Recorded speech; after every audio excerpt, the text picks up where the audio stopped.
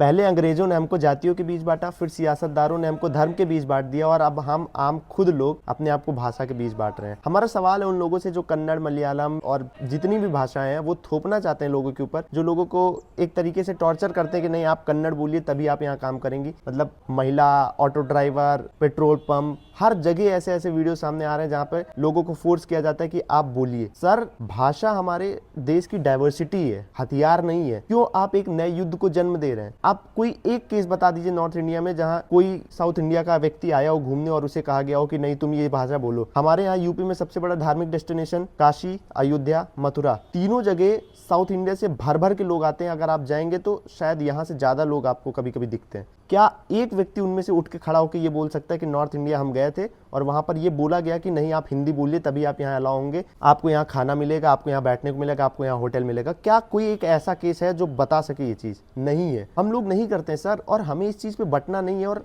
हमें भी अच्छा नहीं लग रहा है नॉर्थ इंडिया साउथ इंडिया करते हुए इस तरीके का। एक एग्जांपल के लिए हमें ये लेना पड़ा, सबसे ज्यादा वीडियोस इस तरीके के बेंगलोर से सामने आते हैं। बेंगलोर हमारे यहाँ का आईटी हब है, और तुमको पता है वहाँ सबसे ज्यादा काम करने वाले लोग इधर ही की होते हैं, यूपी बिहार के। आप जिन बड़ी बिल्डिंगों में बैठकर ये सवाल उठा रहे हैं ना, उन बिल्डिंगों को बनाने का काम हमारे यूपी बिहार के मजदूर भाई बहन लोग करते हैं, और तुम उन्हीं को असॉल्ट करते हो। ये लिस्ट है, जनवरी में बिहारी वर्कर को किया गया है, यहाँ तक कि आर्मी पर्सोनल को भी नहीं छोड़ा है, उसको भी असॉल्ट किया हुआ है भाई, डॉक्टर तक को नहीं छोड़ा है। ये भी तो एक कट्टरपंथी सोच ही हुई ना। अब हम आइए समझते हैं कि कॉन्स्टिट्यूशन में क्या लिखा हुआ है।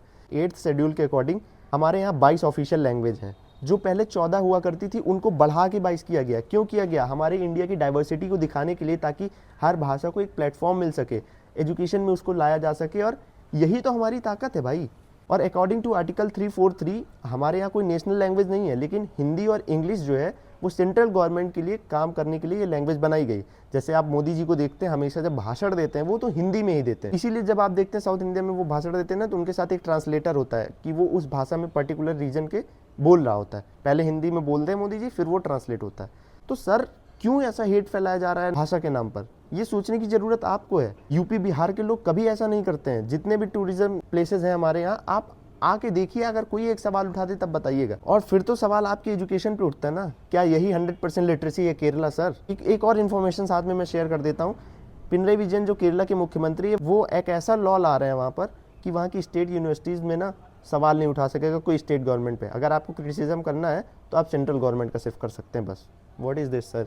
ये हमारा इंडिया है, हम एक हैं ये, और इसी का फ़ायदा बाहर के देश उठाते हैं, इसी के नाम पर हमें बांटते हैं। आई होप आपको समझ में आया होगा। Thank you.